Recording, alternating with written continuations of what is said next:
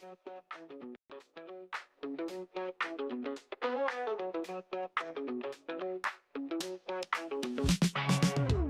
to the spot. It's time to ignite. Oh yeah. Operation Hangout. The feeling's just right. Chilling with the crew. We're ready to groove. Opinions flying high. Come on, let's move. Hang out all night long, all night. Laughing and debating, playing our song. Oh yeah. Share your thoughts, don't be shy. Don't be shy. Operation Hangout, let's reach for the sky. Let's fly. Pull up a chair, let's get in the zone. Voices blending smooth like a funky trombone. Oh yeah. Topics from the heart, making us think. With a twist and a shout, raise up your drink. Cheers! Hang out all night long, all night. Laughing and debating, playing our song. Oh yeah. Share your thoughts, don't be shy. Don't be shy. Operation Hangout, let's reach for the sky. Let's fly. Bring it down, shake it up, feel the beat. With every word we share, the circle's complete. Living loud, think it proud, that's what we do. Oh yeah. Join the club, come on through, we're waiting for you. Alright. Hang out, all night long, all night. Laughing and debating, playing our song. Oh yeah. Share your thoughts, don't be shy. Don't be shy. Operation Hangout, let's reach for the sky. Let's fly. Hang out.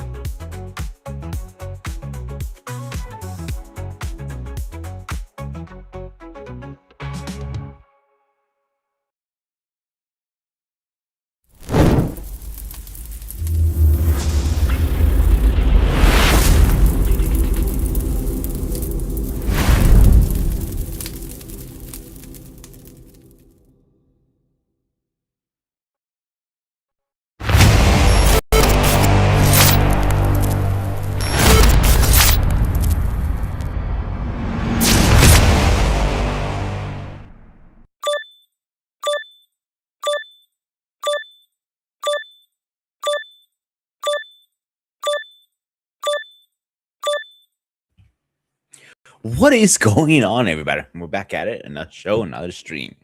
Of course, you know where you're at. You're at Spartan SU Network. I am the host of this show, of this network, the Spartan, aka Peter. How is everybody doing tonight? So, we are talking about Zorro tonight.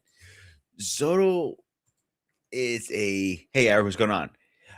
Zorro is fascinating to me because some people think he's real, some people think he's fake. But I am going to debug everything tonight. I think Zorro is a very, very fascinating um, franchise. It has its ups and downs, unfortunately. And like every franchise, right now it's been a little stale for a couple of years, but we're definitely going to dive into it. Hey, UK buddy, what's going on, my man? And of course, Eric has. Hopefully, some fan zone folks will be listening tonight. Of course, Anton, what's going on, my man? I sent you the link in your email, so check it out.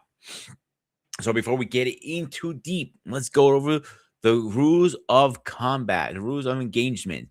Of course, you know I have my rules. Where are my rules? Here they are. So let's keep it nice and clean today. No personal attacks, no issues, no threats, none of that stuff. Because I will boot your ass, racist, general, all that stuff. We're not allowing that stuff. This is a great, friendly conversation, and we're gonna agree, disagree. That is fine. So if you'd like to join our stream, I will send you the link in a minute. So the link will be in the chat. So I ask simple things: don't smoke on camera, don't eat on camera. Nobody wants to eat, see that. Please dress appropriately. Please dress appropriately. It must be on. Camera must be on. Mic must be on. Very simple. And here is the link. If you'd like to join, please join us. We would love to have you. And bada bing, bada boom, and bada boom. Here we go. So, guys, Zorro. Okay, here's a little history lesson on Zorro. Let me get my notes up here because there's a lot to go over with. Two people start joining us. Where is it? Okay, so Zorro was created in 1919 by a guy named Johnson McCleel. I apologize if I'm butchering that name. So his first appearance was a public story called the Cape of Suitors. It was one of their weekly think about like a comic book series almost. Published in All Star Weekly magazine for better understanding. So, hey Mariano, what is going on? So, moving forward, the character was originally created in a Spanish conversion to California in the late 17 or early 1800s. His real identity was, and I apologize if I butcher the name because I am probably going to butcher, Don Diego de la Vega. From the outside, he seemed like an average Joe, a lazy, rich boy for the time that people would think anything of it, while the politicians didn't think anything serious about him.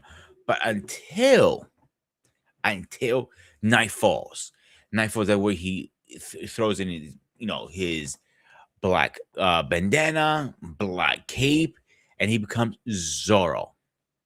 The name Zorro means fox in Spanish. And that I did not know till I found out recently. Any of my Spanish buddies out there, if I'm wrong, please correct me. Sibling the crusade and intelligence of the character. So Zorro has first big film to show the character awful, and this has been remade a couple times. We'll go over the list in a little bit. The real first movie that Zorro showed, big blockbuster in your face, was 1920, The Mask of Zorro, started by Douglas Frankberg. We're going back now, guys. I am going back. So, Zorro, when he lived his mark, he always lived with it with a Z. Now, moving forward to a little bit of television, the first big, and I'll go over the list in a few minutes, Zorro became the household name again with the Disney series Zorro by starring Gay William in 1957 to 1959. Yo, where up, my man? Pop culture is in the house, guys. So, a lot of us did grow up with Zorro. So, the couple of first edition shows of Zorro, let me get my other page up here, was in 1957 was Zorro. From 1996 to 1997, an animated sequel, Legend of Zorro. In 07, El Zorro. I'm not going to try and pronounce the rest of the name because I'm butchering it. 1997 and 98, another anime, The New Adventure of Zorro.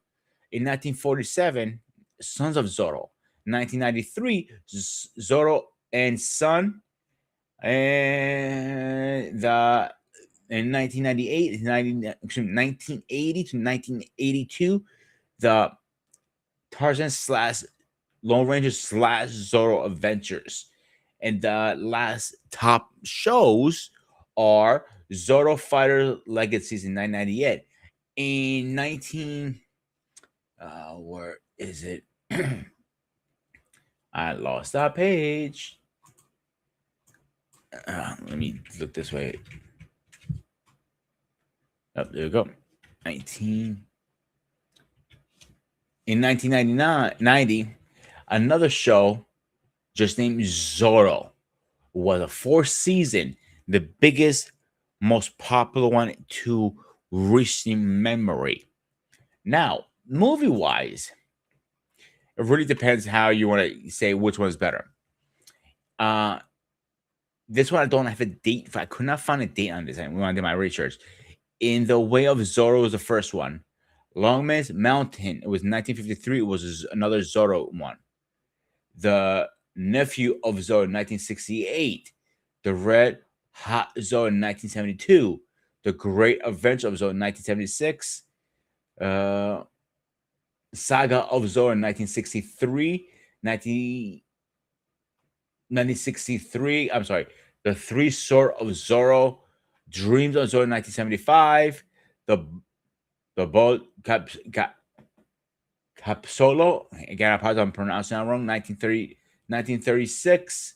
Now we're getting more into the modern stuff. Is Zorro, the Revenge of Zorro in 1990, I'm sorry, 1958. Then Zorro and the Three Musketeers. I really didn't know they made a movie with those guys. That's what I found a little fascinating. Did pretty well according to my research. 1963, Zorro and the Great Blade. 1981, Zorro fights Legends.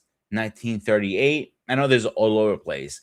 The Sign of Zorro. 1958. And now the last ones. And the first movie I mentioned before, what really launched the series, was Zorro.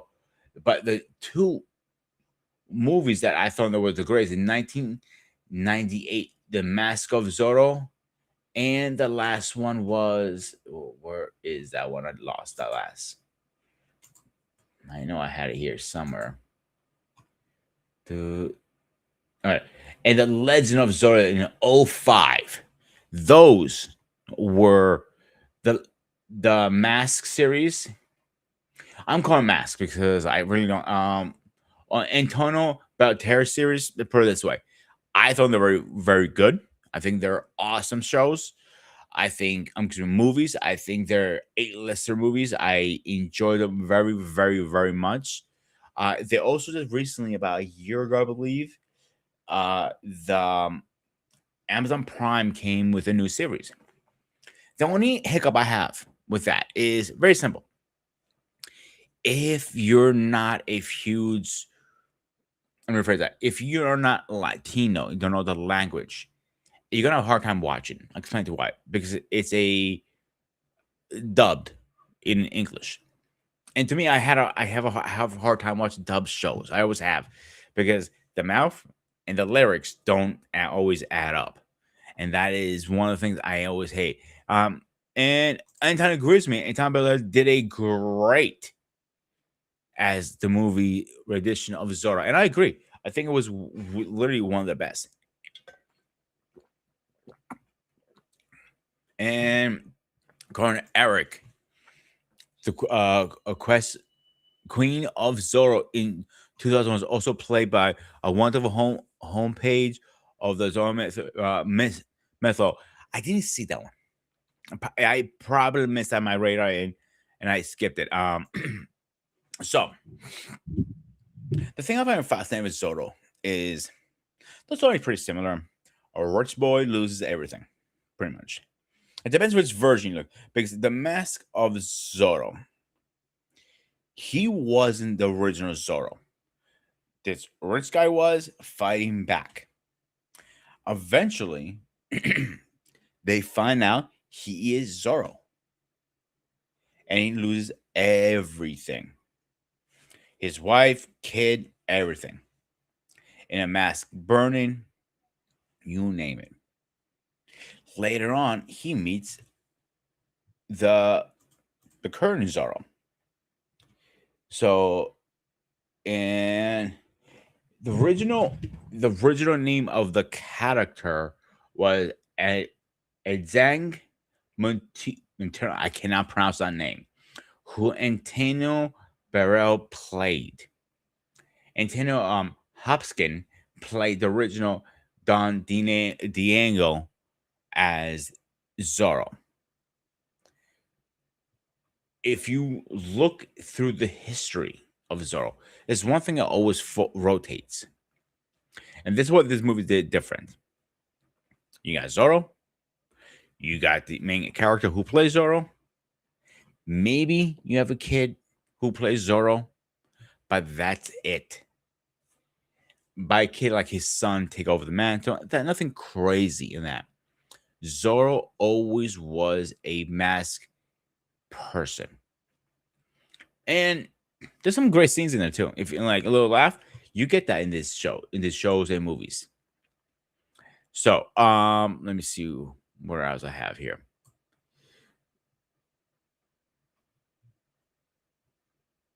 Okay.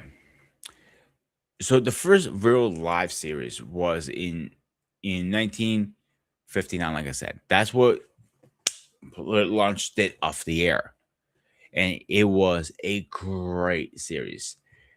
And yeah, I agree. Harry Cameron did a great job in it. So doing that, launching it, it took it to the next level. People didn't expect Zorro was going to pick up. People thought it was going to be another read through, maybe a couple of novels, nothing crazy, but they didn't pick up this. And I'm actually looking forward another good Zorro movie. In English time, please. I'm like, no offense to my own Latino brothers, but I cannot enjoy a movie like that. No offense, guys. But I may be a little bit ignorant in this one comment. I apologize. But with this, except Zorro, I don't know any other huge Latino came out from Mexico or Puerto Rico, any of those countries that they could call their own superhero. I don't. I'm not saying it isn't. And I'm not talking about a Marvel character or a DC character. As much as I love those things. But Zorro was a unique character that was created for them only. Grant was popular, the best Zorro ever TV. Yeah, I agree. I totally agree with that. Zorro show was different, and it was a great. And I was one thing that makes me very fascinating with the Zorro series. I I like the 1990s version of Zorro show. Not saying the Greg Williams wasn't a bad show, but personally I like that one because I grew up on it. Very simple. There's no rhyme or reason behind it. That is a show that I personally enjoyed watching because, like I said, I grew up watching it. The character evolved over the 4 seasons. The character continued. And the thing that makes me fascinating is like you always see him doing the Z and never drew blood except for one scene. It was an imposter. And there was a lot of laughs in it, obviously. But that was a show that I actually really enjoyed growing up. And that's a time that was there were a few shows at the time that did really well. Zorro was one of them. Hercules was another one. Xena was another one. How many of you guys remember Xena? Tarzan had another one. Beastmaster, I think they had other. There were like a few actual shows at the time that did well in an early 90s. 90s did a lot of those old school reboots, not reboots, but more reimagined for a show. And they got to give them credit. They fucking killed it. They killed it really good. So this one I liked a lot as a kid. Let's go through a little bit of the comments really fast as we're waiting for our guys to come in. What was that? All right. So Eric says, Peter, um, excuse me, Queen of Series was a TV series from the creator of Highlander. That again, that goes back to what I was saying. In the 90s, it had a lot of those great hardcore shows. Zorro TV show was one of the for the ages. I agree on that comment. Me. I think he may have for me. I had the same favorite and liquid of Zorro. I I remember He-Man and Xena. Again, all of these stuff we're talking about now is like classic stuff. And the last comment, and we're going back to our history lesson. In the 80s and 90s were the best years of being alive. Hmm. I agree a lot with that comment, but it's also good to be alive any year. Every year has their own fascinating stuff. Every year has their own wow factor. But it depends on what generation you're talking about. Everybody has their generation, their it factor. So let's get this guy in here because he has a lot of stuff up today. Yo, my man, what is going on? What's going on, Peter? Just give me a minute. I can't hear you. You Can you can't hear me? Nah. Just give me a minute. Oh, okay. Yours on your end. I was like, wait a minute. Am I talking to myself the whole time? Let's do a quick sound check. You guys can hear me? Hey, give me a 1 in the chat, please. All right. As he's fixing his audio issue, hopefully it's not on my end.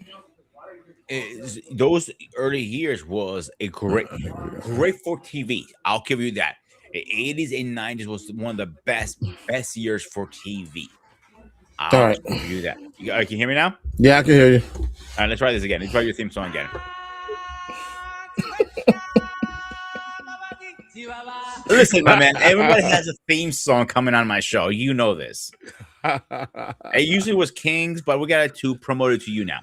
So, I know you said you're a huge fan of Zorro. You told me the other night, right? Yeah, I was also ironically I fenced in high school, and Really? for anyone, yeah, 3-year varsity saber, and for anyone that did fencing, Zorro was one of those movies we were a fan of.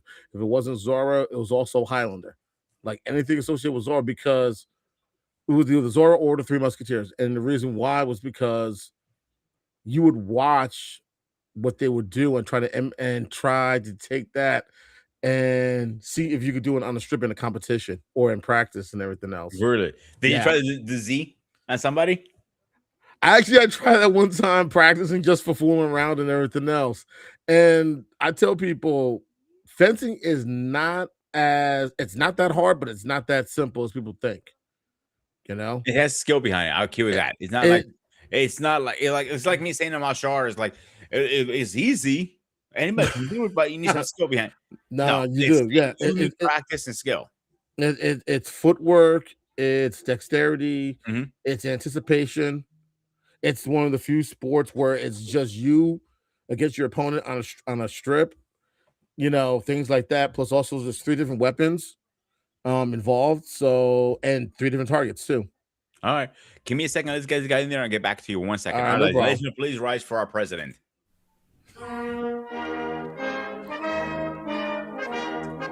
Mr. President, how are we doing tonight? Exhausted as always. Saturdays, Kick your ass. well, not just the training. I mean, it's upper body day, so it's like, I just made spaghetti dinner tonight, so I just kind of had some, trying to get some food in me. But yeah, it's like the body starts to wear down a little bit. You feel a little lethargic and whatnot, and you just need rest. Now this is the recovery phase. I don't work out again until Wednesday. So it's just like you're building back, and you got to let the body rest and grow. Eat, sleep, and grow, and then you hit it again leg day on Wednesday. So it's just a pattern going back and forth. So thank goodness I don't have a show outside the one-on-one sports show on Wednesdays. But it's like those days I work out, but I get a little more energy on the sports show. So Yeah. So really fast before we get back to Anton, what he was saying, your boy says, "Paul, you made me hit myself again, old man." I think he's calling you old man. well, I'm the oldest guy here probably. So I thought, wait, aren't you Anton guys close to age? I'm still older. I'll be 57 this year. I think you're just turning 50 this year, right, Anton? Yeah, I'm turning 50. Yeah. So All right. And Eric's saying, Anton, fencing, Italian or Spanish schools of fencing. Actually, I fenced in high school, and most of the blades were Italian from a company called Santelli. They're one of the most renowned suppliers of fencing equipment and supplies. Plus, also a lot of the grips that were used in foil and epee were either pistol or French grips. Really? So what is? So you're saying there's 3 parts of the saber? There's 3 weapons. There's 3 weapons involved in fencing. You have foil, saber, and epee. and all three had different targets. Now, target for foil is mainly the chest and the back. Saber is basically everything on the waist on up. Arms count, and epee is head to toe. Now, the only difference between all three weapons is saber is the only weapon of the three that involves a cutting motion where you can score. Mhm. Foil and epee is all point targets. Now, for foil, you have a small target and everything else, so definitely accuracy is important. Accuracy is definitely important in the saber too. But saber guys like us, we have no type of patience whatsoever. It's speed and basically trying to get around, trying to find ways possible to get to your opponent without having to do too much.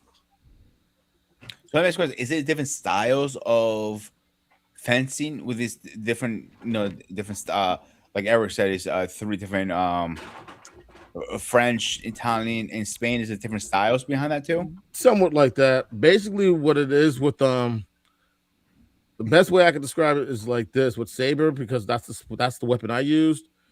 It involves a lot of anticipation and speed, and people don't realize how fast you can go when you try to score it on your opponent, and things like that are always important.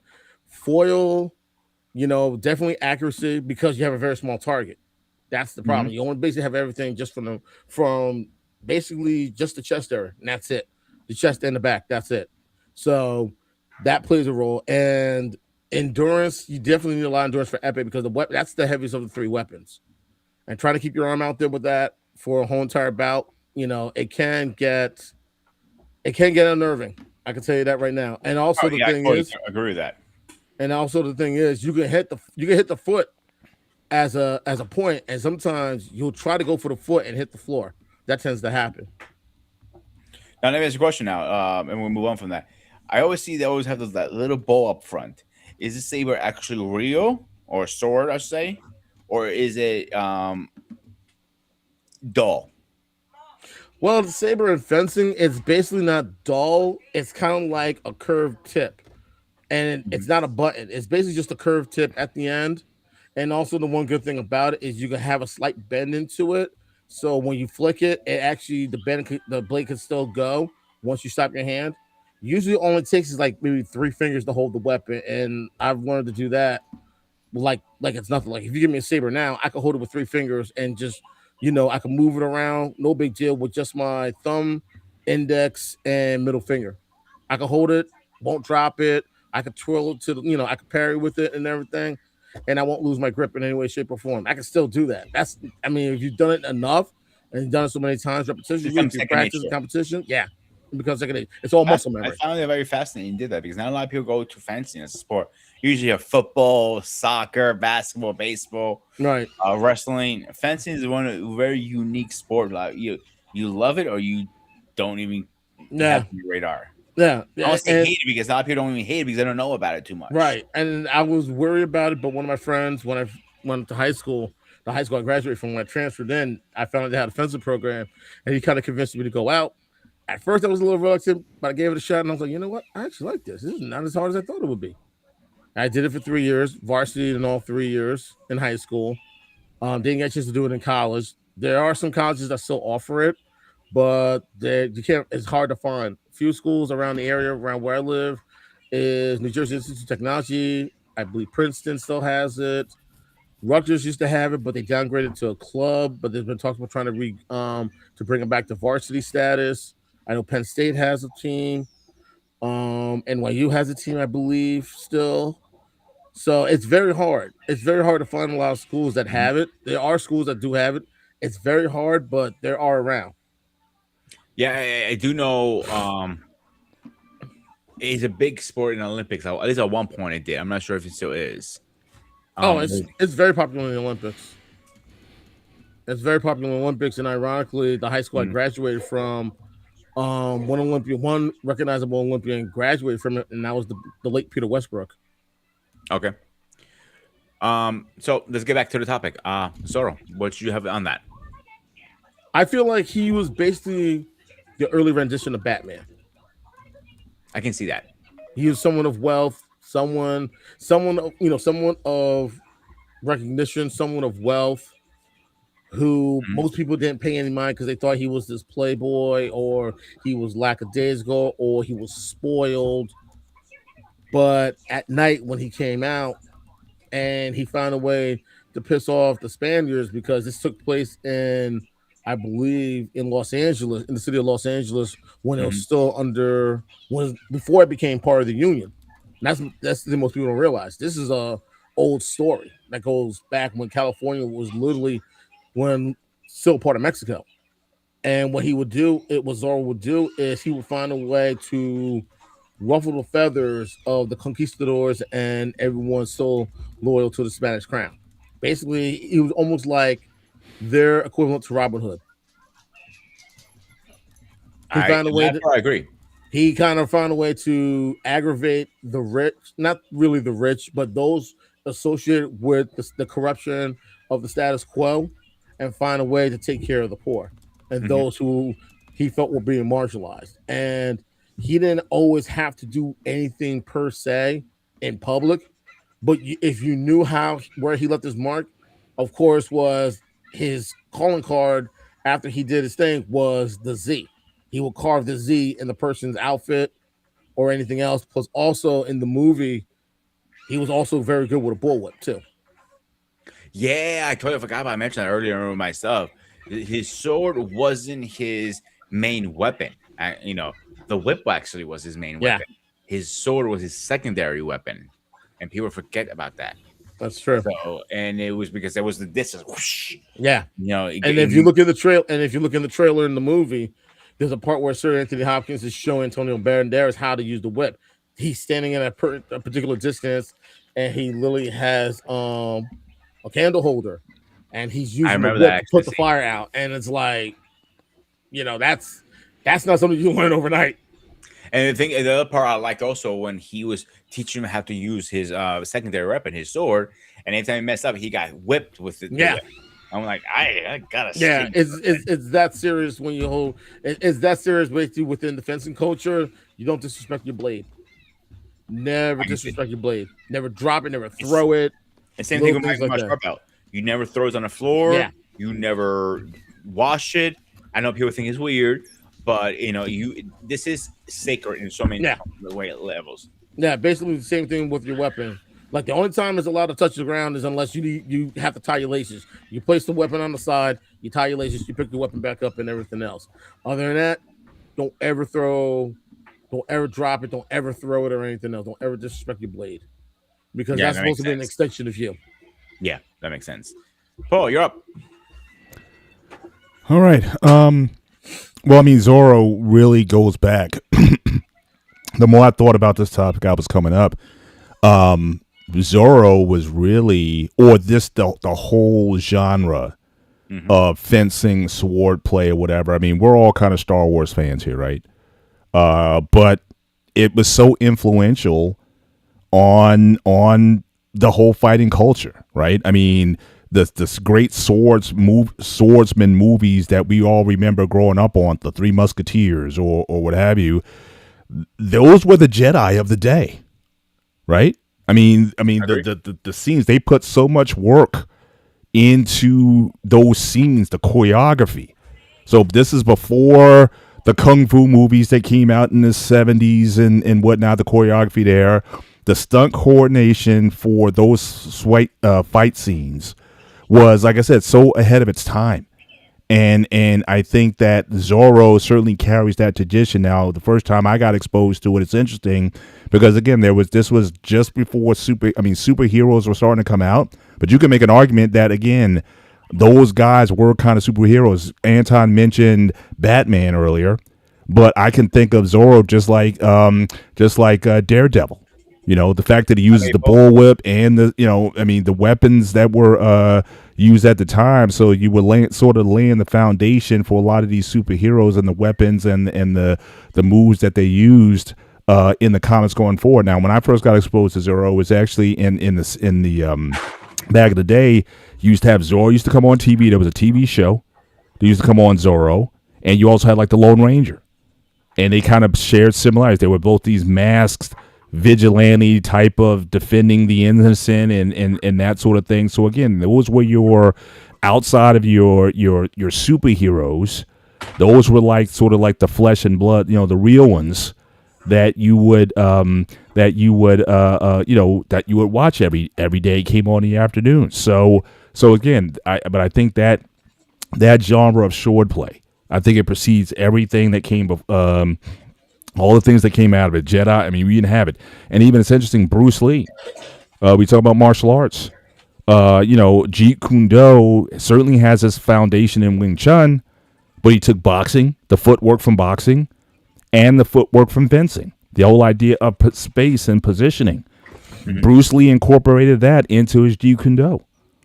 So again, fencing period has been very influential in the martial arts, in the movies, in the Star Wars series, with at least the certainly in the prequels, where they really upped the sword play. I mean, the original movies, the sword fighting really wasn't that acrobatic or whatever, but they really amped it up. But a lot of those moves came from there also. So now when the Antonio Banderas movies came out, it was almost like a revitalization of that genre. The flavor of it, the music, it was almost like an homage to those 40s and 50s films that came out and certainly revitalized. Now again, as far as the movies themselves, the first one I thought was great. The sequels, it kind of got progressively worse with each one of them. But certainly it certainly revitalized that, because I think for generations, you didn't see that kind of sword play. I think Rob Roy, was a movie that emphasized sword play and whatnot. That was one, but a lot of audiences haven't seen that kind of action in a very long time. You're talking about baby boomers and up who may remember that, but I think for a lot of Gen Xers, that might have been their first time, unless you go back to the Zorro TV show or similar films that you saw that. And so it was kind of nice to see that kind of throwback kind of film that really focused on, again, heroism, and it was like I said, very much a throwback. But I think about it now and just how different the political climate is now, because I think at the time when it came out, it was almost like a celebration of, and again, there was a time, 80s, 90s, 2000s, this celebration and welcoming of Latin culture. And certainly, that film really focused in on that Latin heritage, and it was accepted. Now we're arguing over Bad Bunny's Super Bowl performance. Half the country didn't want to watch it, and the other half didn't. I mean, it's like, what happened? I thought, it was all good. I certainly enjoyed it, but it would just be interesting to see that movie play out in today's time, given the polarization between Latin Americans and quote unquote, European Americans or what have you, and just that whole dynamic. And I'm not going to get political here, but at that time, Latin culture was hot, and Antonio Banderas, he was certainly one of the hot leading men in Hollywood at the time. I put him right up there with who's the Italian guy who was in The Godfather 3? I can look it up very fast. Give me 1 second. He's right. I'm looking at him right now, but again, he was like one. He was like one of those hot heartthrob type of Andy Garcia. But again, another Latin guy. So again, Latins were in Andy Garcia, Antonio Banderas. Again, everybody was Selma Hayek. Yeah, just across the board. I mean, Latin culture was like welcomed. And certainly that homage, and I think, Anton, you mentioned earlier, just the time period, it was just as California was still part of Mexico, and that around the late 1890s, early 1900s, the time period. I thought I think it was further back than that. Was it? I thought it was like 1890. Late 1780s, 1790s, early 1800s, because it was still part of Mexico at that time. Right. Yeah, so it was early 1917s to 1800s. It started. The show was based on. So the character was created. It's funny you guys mentioned Batman and Zorro. I'm sorry, Paul. Were you finished? I mean to cut you off. I'm sorry. No, I'm good. Go ahead. Okay, good. Because I did a breakdown earlier because I knew somebody's going to bring this up. So Zorro was created in 1919. Batman was created in 1939, 20 years difference. Mhm. So I did a small. I didn't get in too deep in it, and I do apologize. I didn't get too deep in it because I didn't want to waste all my time just in case we didn't get into this topic. But it's here's some of Zorro. All right, and Batman. Zorro as a black outfit is a domestic entertainment. Science with Z strikes fear into officers. Mhm. Batman. He had the bet sign. Come on, who doesn't know the bet sign? That was the most classic thing out there. Fears, basic tactics, dark scare housing, and bat symbols. Mhm. Now, where the regular characters are similar, are Zorro. He obviously Don de Vega. I'm butchering his goddamn name. Was a rich and nonsense performing to be a lazy and a harmless person. All right. Batman, Bruce Wayne, a billionaire playboy per, protagonist to be the shadow and intelligence. Similar but different at the same time. I like that Yeah. about him. Yeah. So if I move further down with my notes, so the Mask of Zorro, the most common movie that everybody knows. First thing I talked about Zorro. What's the first movie comes to your head? Is the Mask of Zorro, who made it very popular in the '90s, late '90s. Mhm. It's not just a random movie; it's a symbol of the identity of Zorro. Yeah. People think about Batman. Where's the first thing coming to your mind? And as much I don't want to give Eric credit, it was in 1989. Is it? Paul, am I right? The That year? was the first kind of like major Batman. I mean, you had Batman films in the That was 40s and whatnot, 1989 with and obviously you had the 1966 one, which I kind of have a love hate relationship with. But that being said, yeah, but really the '89 movie really took superhero movies in general up a level. You had Superman that came out in 1978. And then Right. you had Batman that came out in '89, and then you had Spider-Man that came out in 2002. I think those three, and then you also had Blade that also came out. So I think that really laid the groundwork for what we expect in superhero films, and certainly for the modern blueprint.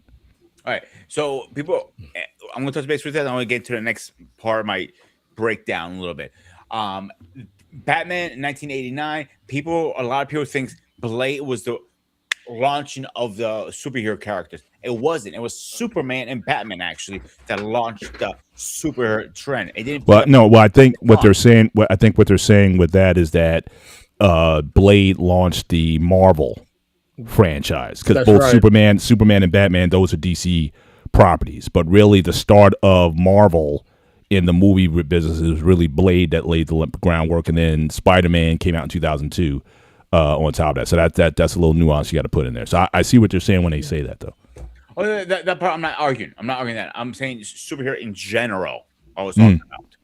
So Yeah, yeah. the thing I want to also mention, and this is where I find these movies very special because you don't have a lot of special effects in these movies. CGI. I'm talking about CGI or AI. None of that is all old school. Grab a sword, make a costume, train maybe 6 months to a year how to use those weapons. Ours, they're not real sharp weapons. I think they're dull weapons. I'm not mistaken. I might be wrong. So don't quote me on that. But you learn how to use those weapons to perform. They did their own stunts. The Three Musketeers, another good example. Yep. Highlander's another good example. Mm-hmm. Those movies was freaking acting. Now, Marvel, love Marvel. You guys know how I feel about Marvel. I'm not gonna deny it. Iron Man, yeah, he did a great job as an actor was that. But when he's in action in the suit, he's not really acting. Let's call it Ace and Ace. Yeah. So what you guys on that? The Three Musketeers definitely was, I think, the first thing that comes to mind when you think of individuals working together. Their motto, all for one for all. Mhm. You know, they were loyal to the crown and did everything to protect the crown of France. That was basically the significance of the Three Musketeers, written by Alexandre Dumas. And yeah, and most people don't realize he was Haitian. Yes, he was French, but He was descendant of Haitian slaves, and Haiti was still a colony of France at the time when he wrote it. Anywho, but that was one of the things that helped lay the foundations of having a team of four working together, having their differences, but yet they're similar in one sense of code, having a sense of honor, a sense of responsibility and discipline. And that's one of and I think that people don't realize as well, because I think maybe it's easy to say maybe the Three Musketeers influenced Zorro, or the Zorro influenced the Three Musketeers, or both Zorro and the Three Musketeers coincide with one another because of the fact that it involves fencing and swordplay. Well, No, I agree. Yeah, I agree with that. It's the work similar, because again, even with the kung fu stuff, right, or the martial arts films, yeah, there's a lot of wire work. There's a lot of sort of suspension of reality kind of stunt work that you have to kind of take yourself out of it. But yeah, I agree. I mean, the training that these guys have to go through, which was certainly even reflected in the movie. I mean, the training that Antonio Banderas had to take on in order to become Zorro was certainly extensive, and certainly I'm sure that those from the fencing community or the sword fighting community certainly appreciated it. The work that came in to make it believable. And yeah, I mean, it just, like I said, it was almost like a throwback, where now you got all these movies that again rely so much on special effects or suspension or that Matrix effect where everything slows down, slow motion, everything, that these guys just did the work. Again, Rob Roy did the same thing. Yeah, I mean, those are things that are not lost on an audience, especially those who appreciate swordplay. In that vein, they really did a bang up job as far as delivering a believable performance on the screen that reminded you of those earlier guys from the 40s and what in the 50s and what those guys were doing back then. So I certainly agree with I certainly agree with that that phrasing of it. so one thing I want to say, they made a movie in 2011, I think, or was it 01? I can't remember. It was the 2011 because it was one was called the Musketeers and the other one was the Three Musketeers. I did not like the Three Musketeers reboot, the recent one.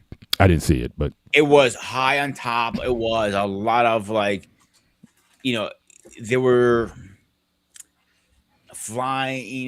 They had aircrafts. It didn't fit the story. It did not fit the Three Musketeers. They're level ground people. They're not be flying in the air. You know what I'm saying?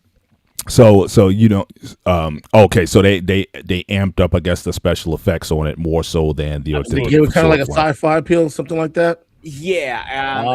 Okay. The woman who plays in Resident Evil, she was the villain in it, actually. Oh, Mila Yes, Jovovich. thank you. Yes, I personally like it. If I can find the reviews, okay, reviews are really bad actually. IBM gave it 5.7 out of 10. Rotten Tomato at 27%, Ooh. and Lex Boxer. I'm not familiar with them actually. It popped in my feed today. 2.5 out of 5. That's how bad the movie was. Wow. Yeah. That's So bad. yeah, so I want to hit some things you guys said. So, who was created first? The Three Musketeers was created in 1844. So that was years way before Zorro and Batman was even created. So if you're gonna pick anything that said who expired who, the Three Musketeers or the Musketeer was first. And the difference between Zorro and Musketeers were actually a real um, association, a real group, versus Zorro, we know is fiction. Some people have argued, no, it's not. I have the evidence to prove on my computer it was created as a fiction character. Zorro never existed. As Mm. kids, we want to believe the same thing like Robin Hood. He was a real thing. And Robin Hood was a real character, but not the fairy tale what we grew up on. Rich guys stealing from the poor, giving it to from the rich to the poor. That Mm. part is not true. The person is Robin Hood. I forget the real character's name off my head right now. That person exists, but in a different. the recent movie, the guy who played Gladiator, he's in it actually, the main character, if you remember correctly. Okay. Yeah. Yeah. Yeah, they showed the real one. He was Mhm. like, coming in from far away. He had no money, and he goes, "Hey, You talking about Russell Crowe? yes." He did a Zorro movie. I mean, a Robin Hood movie, if I remember, a while back. Yeah, so did Kevin Costner. He did Prince of Thieves. Yes, the Prince of Thieves is based on the fairy tale. The Crow one was based on the reality one. The difference. Oh, okay. All right. So, if going who expired who? Massacre expired Zorro. Zorro, difference between those two, like I said, Zorro wasn't a real thing. But the Massacres was a real thing. Does that make sense what I'm saying, guys? Yeah, it does. No, it does. It does. Yeah. Mhm. So, anything on that before we move on? Basically, I remember when I watched the one version of the Musketeers. I think Charlie Sheen was in one of them. I'm trying to remember the Three Musketeers. I think you're talking about then. Give me 1 second. I just had it a minute ago here. Give me one quick second. I think it was early night. Here it is, 1993. Oh It wow. was Charlie Sheen in it, right? That's what you're talking Yeah. about. Yep. Yeah, it was in 1993. If you're talking about a Three Musketeers movie, that was the best one ever made to date. Really? If you're just talking about Musketeer, just the character himself. Right. I don't know why I did that with my hands. That's the Musketeer himself is the 2011 one. Oh no, 2001 was the best one. Just Okay. Musketeer. But Three Musketeers, it was in 1993. Is the best version of it. Okay. Mhm. All right, Okay. I'm trying to cut you off. Go ahead. You were saying, Anton? Oh no, what I was basically saying about that movie, it was one of the story of the Musketeers, because I remember we always heard that there was three, and I think in that movie they showed four, but it Yeah, showed yeah. basically the influence of the discipline that comes along with becoming a Musketeer. That it takes dedication, it takes hard work, and basically like what Paul was saying, it's almost like it gives you that foundation of the Jedi Order, basically in the early years in Star Wars, because any of us that have seen Star Wars, we all remember the discipline that went involved in becoming a Jedi. And one of the things about being a Jedi that shows that you're a Jedi, you had to build your own lightsaber, and you had to be very disciplined in the use of it. I agree. So if I had to compare any other franchise, a Jedi to anything else, would be the three. Not three. I keep saying that, the Musketeers, because they were the closest to a Jedi. If you guys think about it, because they trained, they had to use their sabers. They were both a religion organization. One was believed in the Force. One believed in Christ. Right. That was it's similar. You had a higher power. I wasn't chatting sure at the beginning. What was it? Man, Paul, help me out. Well, who the Jedi was protecting? They were listening to the orders from. My brain just took a shit on me. Wow. What, Yoda, Mace Windu, The Jedi Order. I think that was, you're talking about the Qui-Gon. Jedi Order. That was in charge by the Republican. They were The Republic.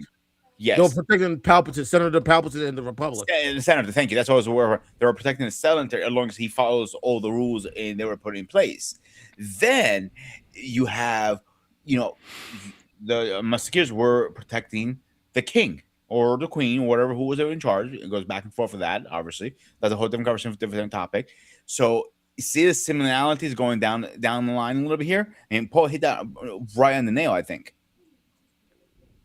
Paul, you want to take that over a little bit? I'm sorry. I'd say Zorro Z. Yeah. Leaving his mark. I know. Zorro has arrived. Zorro's left the building. But as far as I'm sorry, what context are you looking for me to frame? Like Musketeers and the Musketeers and I know we're a little off topic. We'll get back on in a second. The Musketeers and Jedis are very similar to. Well, yeah. I mean, certainly fencing had a role. I think even Eric mentioned earlier, Bob Anderson, he was the swords master and coordinator on the first set of films, and then you had this guy Gerard. He came in for the prequels, but certainly those guys came from those fencing backgrounds, and so it's almost like what we see today as comic book fans or Star Wars fans.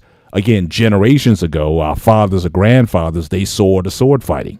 So again, I mean, you could almost imagine if you went back at those 40s swords fighting films, and you kind of did special effects on them, and you replaced their swords with lightsabers, right?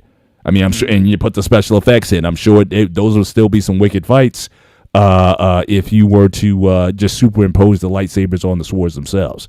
So I'm just saying, like, so the Jedi, at least certainly with the prequels, because like I said, I think they really amped up the sword play in the prequels over the original ones, and then I don't know what they did with the sequels 7, 8, and 9. That was a major disappointment to me as far as the sword play in that versus what came in the prequels. I mean, I thought that. Yeah. So I don't know what they were doing there, but I mean that wouldn't. I mean, I almost prefer the first 4, 5, and 6 to certainly what came after it in the sequel. So it definitely was a major regression on that end. But just in terms of, like I said, in terms of fandom, so again, if you appreciate Jedi sword fighting, I would tell those same people, go back and watch some of those 40s and 50s swashbuckling type of films where swordplay was a major, it was almost like at the end of the film, like you would have, you would have almost like, 2 acts. You would have sort of in the middle of the film, you have a fight, but the big finale of the film would always be the big sword fight at the end between the protagonist and the main antagonist. And so it kind of came down to that. But again, those were the action films. Before you started racing cars and jumping over buildings and all these explosions and whatnot, it was those sword films. So I think that the Jedi, or at least in the prequels, I think they really captured the spirit of what that kind of sword play was, and I think it was, and then again, the guy combined fencing. Then he put some what's the one with the wooden sword, kempo, I think, kendo, fencing, again, traditional sword fighting. All these things were incorporated into the Jedi fighting that was in the prequels. But again, I think fans, you can appreciate. I think certainly those fans can go back and appreciate the old stuff. And like I said, I'm surprised that no one's done that. Probably someone has already done it already. Like they would take those sword fights and just replace them with lightsabers, and they're probably still pretty cool to still watch those. Oh, I totally agree. So one thing I will say, my father was always been a fan of these very, very basic movies. When I mean basic, I mean like we have the old Wild Wild West movies, the pirate movies, trying to think of the name of them. The Musketeers movies, the Zorro movies, because he never liked a big fan of the CGI. It was way too much, way over the top all the time, and it was like he just got tired of seeing that stuff. And he's in a way right. Let's be honest. Name a movie now these days, to at least the last year or two, that had no CGI or AI in it. It's hard to find. Or like I said, but any film, you talk about like a fighting film. I don't think you see anything. Like I said, the martial arts films, if you watch Jackie Chan or whatever, I mean, he's a talented guy, but again, a lot of those fans have a lot of wire work in them because they're doing moves that just can't be replicated. I mean, I did see, in fact, I was just watching Karate Kid Legends. I was watching bits of that not too long ago, and I thought the fighting scenes in that, those are pretty good, without going overboard on the CGI stuff. But it's hard to find like a film that had like realistic fighting that wasn't so drawn out that it like I said, you just kind of lose because even like the Ip Man films, Ip Man versus Mike Tyson, now certainly I think it was a great scene. But certainly there's elements in there. It's hard to really replicate that. But to do fencing or sword fighting, like, you have to do it, you know. And shout out to one memorable sword fighting scene that probably needs to get an honorable mention is James Bond. I forget the movie, but it was Pierce Brosnan, and he had that sword. Yes, I remember that. He had that sword fight he went to the guy's fencing the school last or one whatever. he did. Yes, It was either the last or the next to the Or the last. I last can't one. remember. It's the I one with think Halle they were Berry in using- it. But Yes, that was the Was it last one. GoldenEye? Was it GoldenEye? Or no, that was the first one for Pierce Brosnan. That was the first. This was like the either third or world- fourth film. either The World Is Not Enough, or Yeah, I'm actually looking. or up Tomorrow right Never Dies or something like. It was like Something one. like It was like, yeah. But again, I mean, that was a great. It started out as with the foils. And then it went to the swords, and I thought that was a great My wife scene. said it was Tomorrow Never Dies. Yeah, Tomorrow Never literally Dies, just yeah. looked it up. I just looked it up. Yeah, And that yeah. was a very good scene because it's Yeah. they started fencing originally. Right. Up to the end, he goes, "Let's go without tips," and go. They draw Yep. little bloods. That's why I asked Anton that question with the tips. Obviously, he debunked that. That's not a real thing. Then they went to medieval time swords. I was like, "Oh shit!" They were Yeah. using rapiers. That's why they went. They went to using rapiers. The first, I think they were using foils or epées. I Yep, think they were using yep. epées, Mhm. and then they went from epées to using rapiers. For the fencing scene with Madonna? The first, yeah, the fencing scene. Okay, that was the actual last one. That was the last one. That wasn't second. That was Die Another Day. My wife said that was Die Another Day. That was the last one. Okay. I'm embarrassed about it. My wife, I said the same thing. yeah, my wife feels embarrassed because my wife says she feels embarrassed because she's a big James Bond fan. Yeah. Next time we do a James Bond, we gotta bring her up then. Okay.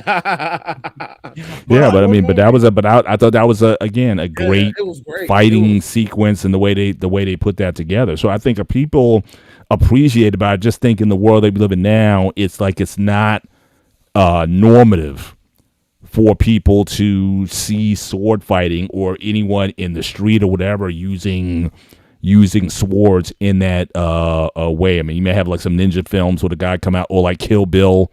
I mean, but that's a totally different genre, right? That's the katana swords, and But that's a totally different. There, Paul. You know What's what I'm that? saying? Like walking around with a takana on your back, like in the middle of Times Square. You know that's not gonna happen. But at least No, Zorro and the other characters, that was normal everyday life. Yes. had a sword on your And that's my point. I think, like I said, the appreciation for it, like I said, that's why I think the James Bond film was so good, or the scene was so good, because you're taking something that, again, you don't see every day. And I think Anton's point earlier when he was talking about he took it in high school, I knew a couple of brothers at Rutgers who they came from fencing backgrounds, but they went to kind of high-end schools in northern Jersey, or some private Catholic or private Christian schools, whatever, St. Bernard's or whatever. Same And thing talking about. yeah. So they had those backgrounds, whatnot, but it's kind of a posh kind of sport. It's not going to be offered in the middle class or the mainstream areas. It's like hockey, right? I mean, you're not going to play hockey. Not every high school is going to have it because you don't have the facilities, or it's too expensive to run. So so again, you have to put an environment in place where it's believable. And certainly having that sword fight in the James Bond movie at the fencing school, that was very believable. But you can't do it in other places unless it's like a superhero sort of thing. Like I said, Daredevil is kind of similar. He uses his cane thing as similar to like a bullwhip. So again, you may have to sort of take a spin on the Zorro type of fighting or whatever, or like I said, or characters who do use, like I said, superheroes that use some kind of sword or something, to mimic that sword play, like I said, back from the 40s or earlier eras. You say the Bob Anderson type of stuff, or who is the famous guy, the real old guy, Errol Flynn. Errol Flynn. I mean, that's you can't put that into the real world. At least people won't believe it per se. So it's gotta exist in certain spaces, but when it's there, it's good, And so you're either gonna have to do a timepiece like Zorro to take it back to the 1700s or the 1800s, or you put it in the context of the James Bond film. But either way, they pulled it off in both places. I put it like this: one movie I think we all forgot about that had some fencing scenes, and you didn't think about it because of the movie. Mm. Pirates of the Caribbean. Oh shit! I totally forgot about that. You're right. Orlando Bloom and Johnny Depp at the blacksmith shop. The Yes, he's footwork, right. the sword play. It was. The scene in Pirates 2 where Sharon Sword was better. My wife said Pirates 2 was better, but definitely Pirates of the I Caribbean agree with that. I because think. but the footwork, the dexterity, the sword play, the way they handled their weapons and everything else, it was like pure magic. And I'm saying this because I'm a fencer, but it was pure magic. It was the Mm. discipline.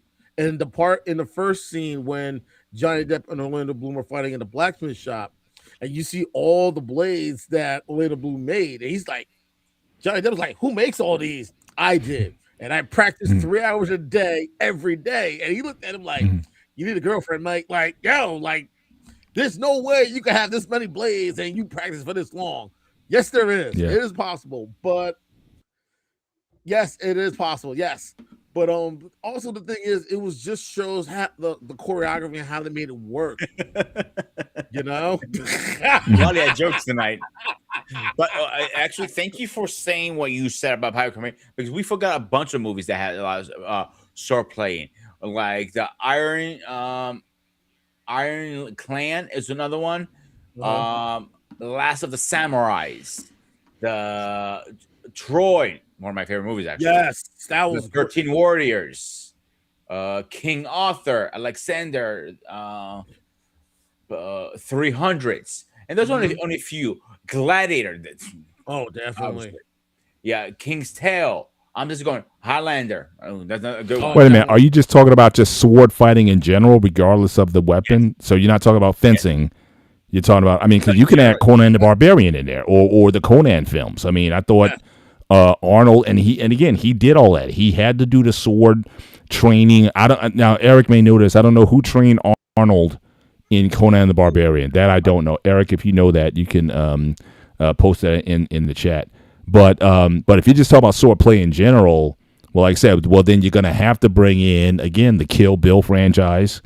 That certainly had a lot of sword play in it, or in sort of the Asian genres of that. So yeah, I mean I think you open up a can of worms there when you open up the entire fighting genre of just using swords of any type or whatever. I think the fencing, yeah. I'm not disagreeing with what you're saying. Yes, you're opening a big can of worms when you saying sword fighting. Have at it. It's like a barrel. Like, who the fuck is the best? But I would say one thing, and we can move on to the next topic if you guys want to.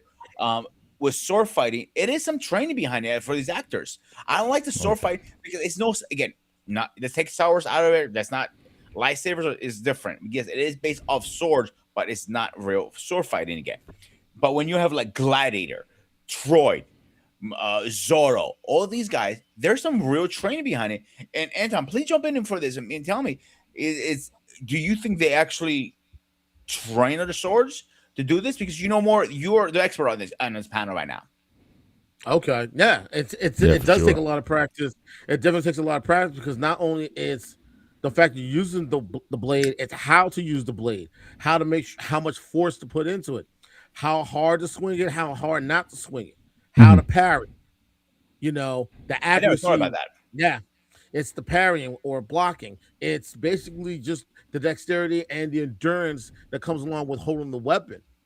I mean, okay, I get what ATV's saying. It does take a lot of practice and everything else because you're doing all this like it's second nature. You're holding this weapon, it's supposed to be an extension of your arm, and it's knowing what to do without hurting the person. And if you fence long enough for a period of time, you already know what to do and how much pressure to apply without having to hurt somebody. Right. Well, Anton, can you speak to that? Just not taking off top a little bit. The hurt part. I mean, is fencing in its raw? Because I know you have this. It's like in karate, right? You have point karate, right? Where the idea is you're not necessarily supposed to hit, it's not full contact. It's point fighting or whatever. Right. And fencing is a lot of times it's like the same way. It's like you're not trying to hurt anybody, but could you is that useful? Like if you're in the street, in the, you know, and I know we're gonna have a topic on martial arts next week, but is it what you learn there? Is it useful as a practical form of self defense? And let's say if you didn't have a sword at your disposal, if you had a broomstick, for example, could you do something with it that is practical and useful in a self defense type of situation? Kind of somewhat, but also that's where martial arts comes into play. And I knew someone that did fencing and martial arts and found a way to. He took what he learned while doing martial arts, like Taekwondo, Mm-hmm. and he applied it to his footwork where he did fencing. Oh wow. And then what he did was he took the speed from fencing because he fenced the same weapon I did, and he applied that to Taekwondo when it came to his footwork and dexterity. Like he always found a way to always stay in balance. He never fell. He never slipped or anything else. Even when he was sparring in Taekwondo, he never fell because he knew how much how to keep his feet apart and how not to go too fast or too slow. So basically, that's what it is. It's all about timing. It's all about practicing. Just practicing how to how to step, how to move, and everything else without doing too much or coming up too short. So really fast on that, a couple of things I want to mention with the martial art point system. In practice, yes, you're not trying to take anybody's head off. It is practice. You're training, so you Okay. want to keep your partner or your opponent able to come back the next day and continue practicing. Now, in a tournament, it's a different story. In a black belt division, they always say, and so I remember they always have these black belt meetings before the tournament starts. And one ding dong raised his hand one time. He goes, "We're about contact." And the sensei who ran the karate tournament goes, "Listen, if you cannot block a punch at a black belt level, you do not deserve to wear that belt around your waist." That's true. So it's a male division, a black belt division is bloody as heck. I seen people literally getting carried in stretchers. How bad it can get sometimes. Right, So but we're talking about the point. You talking about point karate? yeah, it's full force. Okay, because I thought that was a thing that, again, I've seen guys disqualified for being too aggressive or not, or landing blows and whatnot. At least that's how it was, like in the '60s and '70s. I mean, that's why Bruce Lee went away from it. Bruce Lee hated point fighting because, again, it wasn't real combat in his in his view. Earlier, yes, at the point that when I stepped away from martial arts, anything under the black belt division, they expect you not to go full contact because you're still learning how to control your punches and everything. Mm-hmm. Now, in a black belt division, they're expecting you to go full force because you're already a black belt. You know how to take a punch. You know how to throw a punch. Now, with the balance part, and Anton is right about one thing. We are trained to walk, train, kick, and fight on a ball of the feet because the ball of the feet is all the balance. It is on the ball of the foot. Mhm. And I got my sensei used to take a little bamboo stick and slap behind our heels when our heel touched the ground. So when I walk, and you can't really see it too often, I put my heel down, but I don't place it completely. I quickly go with my ball, and people don't realize it, but I walk on my ball, my foot to this day, and that's all my balance. So that's it. The third thing I want to mention is with with at least in martial arts. I can't talk about fencing with martial art. Any weapon you train with and learn is an extension of yourself. Like for example, the bow staff is extension. That kamas extension, nunchuck extension. Let's say stick fighting extension of yourself. So if you're in a situation you are defending yourself on the street and you have a broomstick, for example, like you said, Paul, that is an extension of yourself. You can use that as a weapon. Does that make sense at all? Yeah, yeah.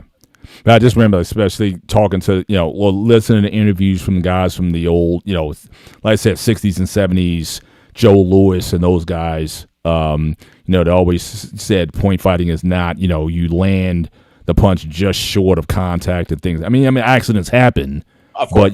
but it's not the intent. But I'm just saying, I'm just wondering, in fencing, can you damage somebody? Like, even in a tournament, cut someone, depending on if you're using swords or whatever. Can you put some real damage on somebody, or can you get injured? And definitely in saber, because saber is the only one of the three weapons where where scoring is involved in a cutting motion, And there are times when you can have a habit of bringing your blade back and not even realize it, and you try not to do that. Hmm. But I remember one of the things I remember when I was fencing in saber, because the target, like I was saying before, I don't know if you heard, the target in saber is everything from the waist up, head, Hmm. and arms and back. Yeah. And one of the things I remember when I was fencing, and this is before it went electronic. There was this one guy I used to fence against, and he always wore an elbow guard. He used to wear an elbow guard on his right elbow. Mhm. And the problem, and that right there was told me he likes to stick his elbow out. So what I would do is I will always have my attack, and whenever I try to score a point, I always tagged his elbow, and he did not like that. I think maybe one bout I fenced him and I beat But him it's five legal though, right? three. Yeah, it is. But three Mm. of my shots tagged him in the elbow because he was wearing that elbow guard because he didn't like sticking his elbow Right. down. He stuck it out a little too far. So Right. whenever I had an opportunity, my coach always says he wears that elbow guard for a reason. If you have an opportunity to take it, take it. And that's what Mm. I did. 3 of my 5 points were hitting his elbow. Right. And he was not happy at the end of the match. We shook hands and everything else. But I Right. saw him when we was walking off the strip holding his right elbow because it was hurting because 3 of my points, I tagged him there. Yeah. Yeah. So can you talk a little bit about, I guess, the training um, involved, specifically the physical training, exercise? I mean, do you lift weights? Do you run? I mean, what is the type of conditioning Definitely that you running. would go under to get in shape for a fencing contest? Definitely a good amount of running because you got to have endurance. You got to have endurance. You got to have stamina. You're holding a weapon for a good period of time. Now, at the high school level here in Jersey, it was first to 5 points in each match wins. Mhm. At the college level and at the international level, first to 15 wins. And the thing is, you're on the strip for a good period of time. So you have to have some arm strength as well to keep your weapon up and everything else. Because the last thing you want to do is you don't want to, if you establish your attack, in other words, you have your blade out, you're establishing your attack. Mhm. The last thing you want to do is go in with a bent elbow or bring your weapon down. When you do that, you relinquish your attack, and that makes you an open target. Right. So it's definitely a lot of endurance when it comes to running. You do some lifting, but not a whole lot of lifting because it's not about strength; it's about endurance and Right. flexibility too. But I'm just wondering though, like, but every sport that I know of kind of downplayed weightlifting or strength training for a time, but they all kind of switched over. Like they said, same thing you said. They said about basketball players shouldn't lift. Gymnasts shouldn't lift. It was like all these things because they said, oh well, putting on the muscles, you'll become muscle bound and slow and whatnot. And I think a lot of that has changed. So I'm just wondering, and you probably did this a few years ago. I'm just wondering now today if a lot of the athletes now are incorporating strength training into their overall training, and it maybe not be the taboo that it might have been back in the day. But back in the 70s and the 80s, unless you played football, or even some wrestling, they didn't really encourage you to do a lot of weightlifting because again, that idea that you will become muscle bound or slower. And I think a lot of that was a myth that kind of went away. So I was just curious about that. What the current state of fencing is, and do these guys, pump the iron? They do lift weights and everything, but they don't have to lift heavy weights. Mhm. It's basically what it's doing. What you're doing is using the right amount of weights to basically help with your core. Basically, in other words, like I said, you're gonna have to hold your weapon for a very long time when you're out Yeah, there. yeah, So yeah. you're doing that basically to help build the endurance to hold your weapon without your arms ever getting tired. You're basically also working on. You're doing a lot of stretching too. Mhm. You're doing a lot of stretching because what happens is you're on, like Peter said, you're on your toes a lot too when you're fencing, and you got to learn to move fast. And at the same time, stretching is important because the last thing you want is for anything your legs to cramp up.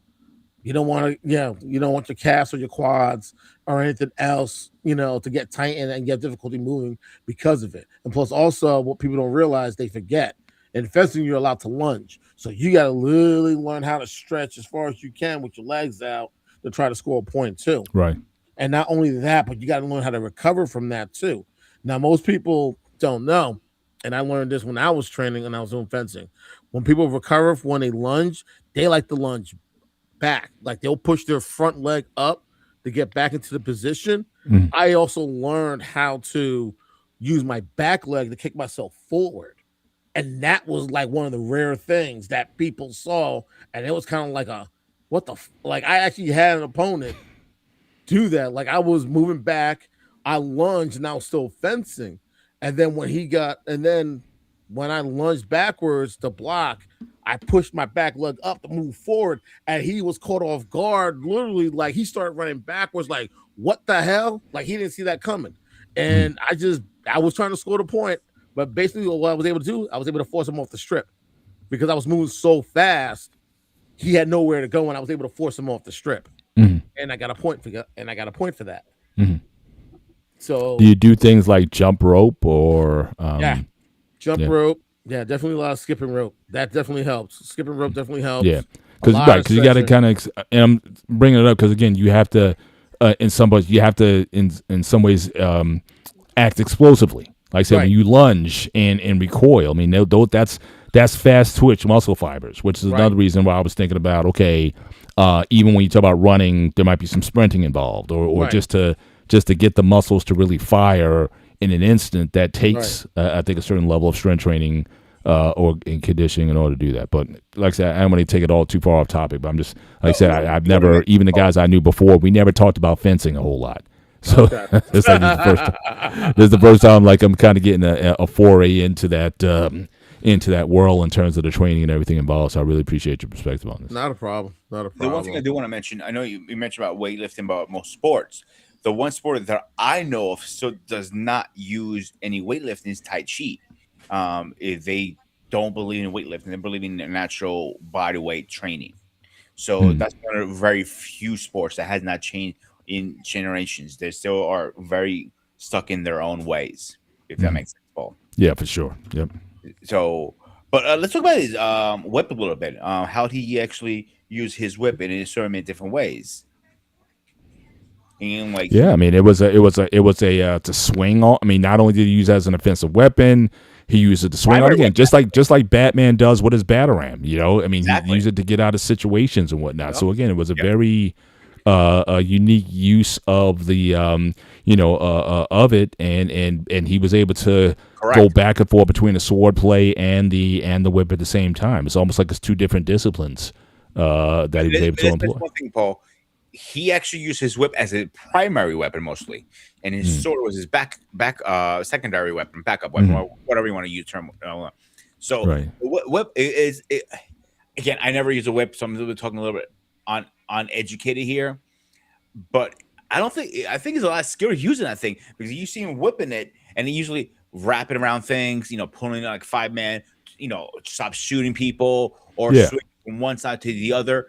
I don't know if that part of his real, grabbing something like, what's called throwing it against something and then swinging from one building to another.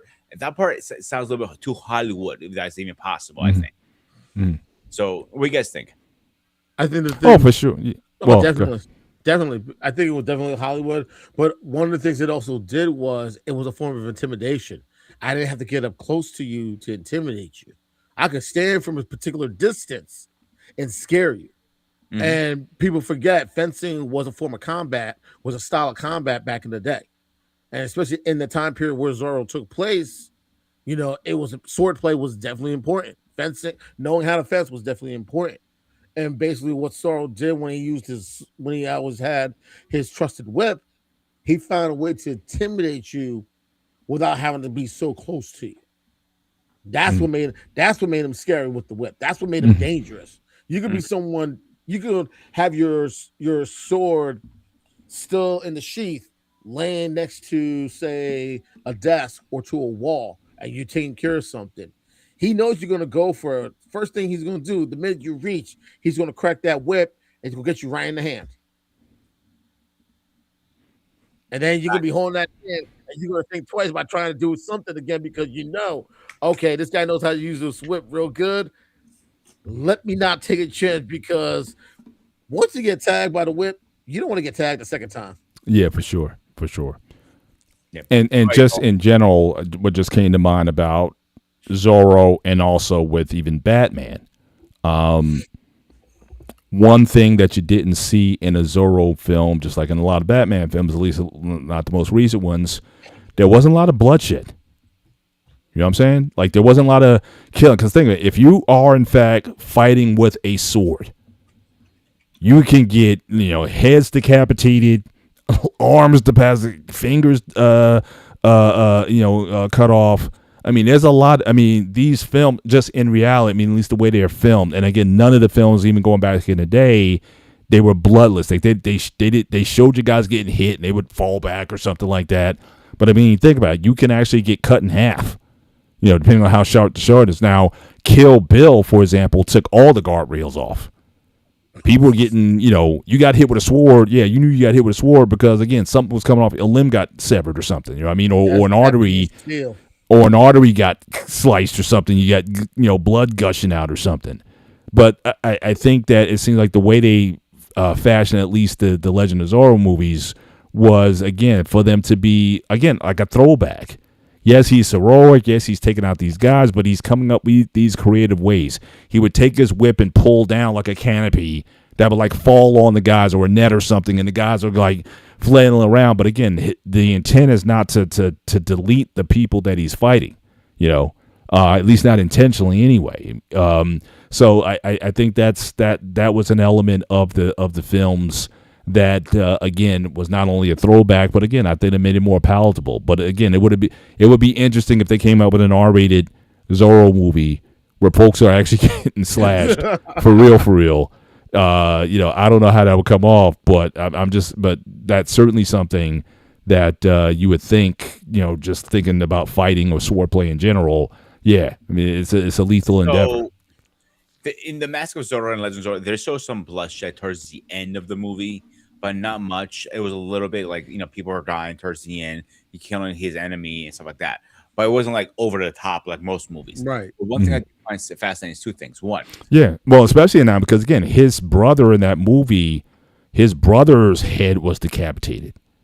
exactly. So and to this day, it's still the most grossest scenes that I ever saw when he sticks his fingers into the jar and tastes the. I mean, to this day, I'm like, what the heck, man?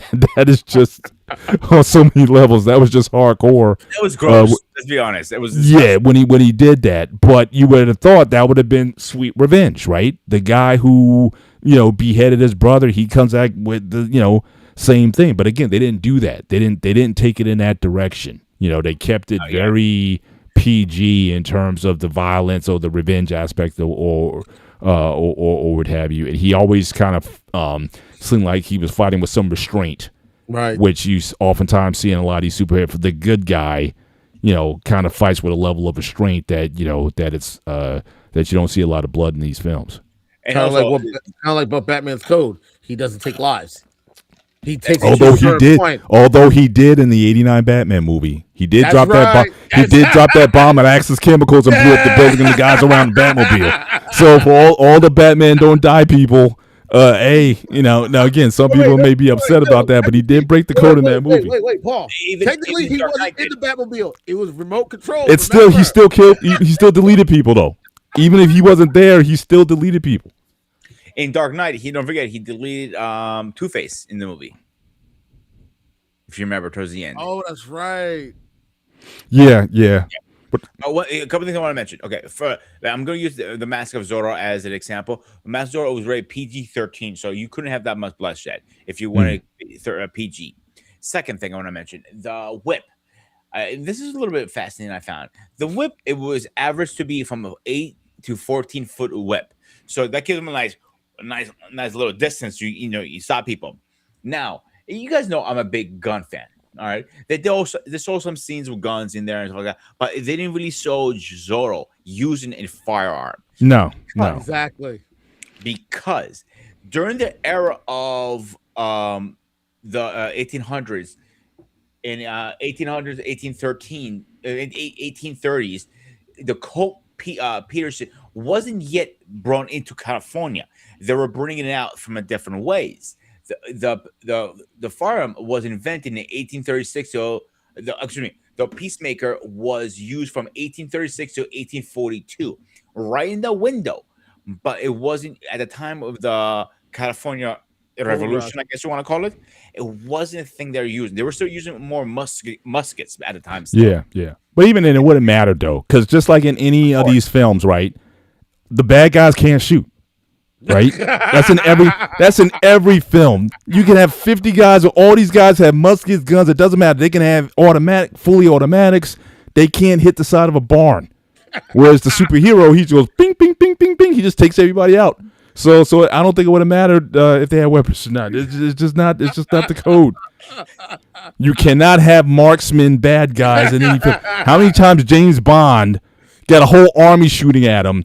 Can't hit him at all, and he's just taking everybody out. It's just crazy, you know. So, But I can't disagree with that. But what I was going to say was there are some scenes you see. You know, some of them do have the some revolvers and some, not rifles, but it wasn't like to the point that the arrow showed. Oh yeah, they did have revolvers. They did have this, but the actual Peacemaker wasn't around. A different brand was, but he has a good point. I'm saying I don't care if they had fully automatic, if they had miniguns from Terminator, they can shoot all those miniguns. They're not going to hit them once. You know? I remember. I know for a fact you played Nintendo. I know that for a fact. Yes. Do you remember the duck game? You shoot, Duck Hunt. Yeah, Duck Hunt. Yeah. Just laughing. That's what reminds me of right now. Like you see them shoot it and they miss every fucking shot. Yeah. And then the little dog goes. That's the script. The hero. That's the script. The hero doesn't get hit. It doesn't matter. It was a beagle in that game too. Let's keep it real now, guys. Yeah. And like we all, me and Paul are beagle dads, so we have to call out the beagles when we can. You know what I'm saying? Shout out to the Beagles. I think the one thing you can say about Zorro, the character inspired a lot of characters and heroes that we see in television or in movies, whether in the comic books as well. Just like I said, Zorro, basically, first person comes to mind is Batman. You know, everything he does at night and everything else under mystery, under a shroud. But also, if you think about it, him with the whip probably inspired Indiana Jones. Oh, yeah. Because you think about it, in all the Harrison Ford movies, when he was Indiana Jones, he always had a whip on him. And if you ever saw Indiana Jones in the Last Crusade, the scene when Indiana is on that circus train and he's in that boxcar with the lion, that's the first time he starts using the whip, and he tried it, and what happened? He cuts himself on his chin. We always wonder how he got that scar. Yeah, we got the scar, chin. right. We always saw that scar on his chin and figured out how he got it. That scene right there, that part in the movie done by River Phoenix, rest in peace. You see how he gets the scar. Yep. And see how he learns to get better with the whip, because he cuts himself the first time, and then once he figures it out, he's able to keep that line at bay. And then, of course, he throws it up, and the goons help him out before he gets mauled, too. So I think Zorro inspired a lot of characters that we all know in pop culture. Indiana Jones with the whip, the Musketeers and Errol Flynn and Robin Hood with the sword, Batman and the way he does things at night. Little things like that here and there. We can all turn and look at Zorro was the one that started it all. Yeah, he's right. I can't deny that part. Yeah, so you can make the blueprint. He's the first, I guess, superhero. Like I said, him. Like I said, for me, it's like him and Lone Ranger. That was another, but again, Lone Ranger had a code also. Like I don't know, even though that was more Western Wild West, did he ever use his gun? I don't think. He did use a gun, but I remember when I saw the updated version, the movie with Johnny Depp when he played Tonto. Yeah. And I forgot who the individual was that played the Lone Ranger. Mm-hmm. And he was called the Lone Ranger because he was a Texas Ranger. Right. And they had at that time, their history was very, let's just say, checkered and definitely questionable. Right. But they were seen as the law at that time. He was ambushed. People thought that he was no longer with us. Tonto, of course, was his, I don't want to say sidekick, but definitely his partner. Used traditional customs to bring him back, helped him learn to how to fight those who did wrong. And Mhm. every time he keeps seeing that white horse, Trigger, Tonto, of course, explained there's a reason why that white horse is there. Why he always called him Kimosabi.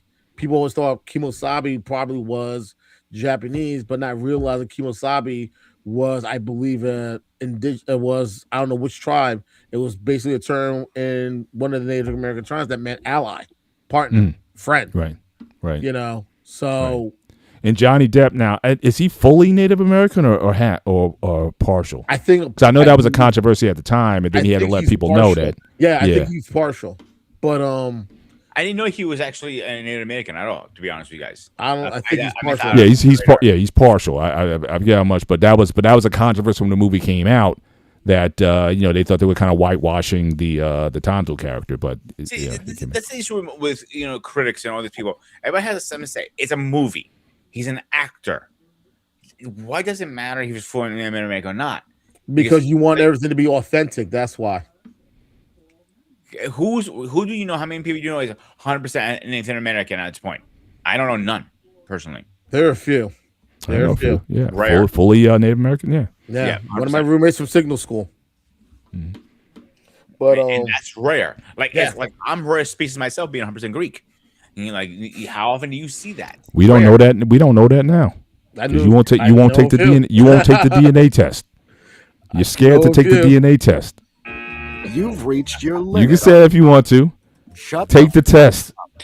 I'll pay for your DNA test. $49 at Ancestry. Anyway, we're gonna move I on will to- pay for your test.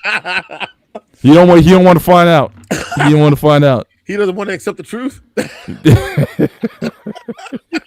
I hate you guys both right now. I really hate you both. So, but one thing I want to before we move on, I want to mention about the Lone Ranger. That movie actually bombed pretty bad in the movie. It did. It did. Yeah. Yeah, it did. And I was surprised because I expected a lot more because you got Johnny Depp in it. Come on now. Johnny Depp doesn't really does bad movies. It's Well, like I said, I think people were generally taken back by the casting. It's like if you're going to have a Native American, I mean, you had all those actors from like Dancing with the Wolves, and you had legitimate Native American actors, and people were like, you could have picked one of them, but you had to pick a guy he's not even expressing, or you wouldn't know it if he didn't say anything about it. So so I think that hurt some of the box office as well because of people's attitudes at the time. Now I kind of look at him a little bit. He does have a couple, features of Native American in his face. But that is not our opinion to share or whatever. In my opinion, I don't care what his background is. I think he's a good actor, no matter what. Oh, for sure. Oh, For yeah. sure. He's done some killer movies. Absolutely. Well, look, I saw him in 21 Jump Street. I mean, that was Oh like wow, I was like, remember yeah. that. Yes. Dude, I remember. Yes. Do you remember Blow? I've heard of it, but Yeah. You No, actually like no, that movie, Paul. No. I'll go far in the back. Edward Scissorhands. I didn't like that film too much. It was weird. It was just too weird. I know the director of the first Tim Batman Burton. movie. He Tim yeah. But a lot of his stuff, like I said, even his take on the '89 Batman, I had to kind of get used to. But again, I knew he was taking it from the Dark Knight series and whatnot. So it kind of fit. But again, it was an ugly film.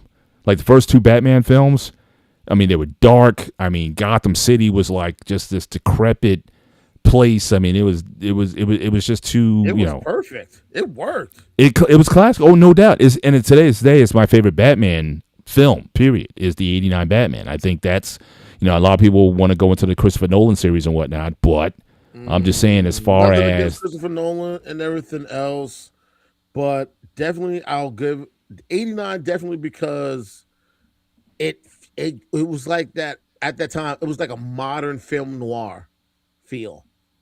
Mhm. And the best part, what I liked about it, everything was spread out. It felt like you were literally in the city. Everything was spread out. It had its own space, so on and so forth. Now, some people may have felt it took a little bit of time to tell the story, but it took a very good pace and how it came together. How how Bruce Wayne became Batman, how Jack Nicholson's character, I think his name Well, was no, Jack Napier. they didn't explore it. That's the one thing I will give the Nolan series props for, that they went into the origin of Batman.